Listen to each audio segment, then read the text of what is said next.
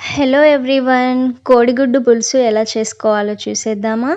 ముందుగా ఒక బాండీ పెట్టి తగినంత ఆయిల్ వేసుకొని హీట్ అయ్యాక ఆవాలు, జీలకర్ర వేసుకోవాలి. ఇప్పుడు దాంట్లోకి కట్ చేసుకున్న ఉల్లిపాయలు, అల్లం వెల్లుల్లి పేస్ట్, పచ్చిమిర్చి వేసి బాగా ఫ్రై చేసుకోవాలి. ఇప్పుడు దీంట్లోకి వేయించిన మెంతులు, జీలకర్ర పొడి, గరం మసాలా వేసుకొని బాగా ఫ్రై చేసుకోవాలి. ఉప్పు, పసుపు కూడా వేసుకొని బాగా ఫ్రై చేసుకున్నాక మిగతా ఉల్లిపాయలన్నీ వేసుకొని ఫ్రై చేసి తగినంత కారం వేసుకొని ఫ్రై అయ్యాక చింతపండు రసాన్ని వేసి ముందుగా ఉడికించి తొక్క తీసిన కోడిగుడ్లను, కొత్తిమీరను వేసుకొని అవి బాగా ఉడికేటప్పుడు ఒక 2 స్పూన్లు వేయించిన నువ్వుల పొడి, కొద్దిగా చక్కెర వేసుకుంటే పులుపు అనేది బ్యాలెన్స్ అవుతుంది. ఇది ఇలా మరుగుతూ ఉన్నప్పుడు దీంట్లోకి 1 స్పూన్ ధనియాల పొడి వేసుకొని నీళ్ళన్నీ కూడా వేసి పులుసు దగ్గరకు వచ్చేదాకా బాగా మరిగించాలి.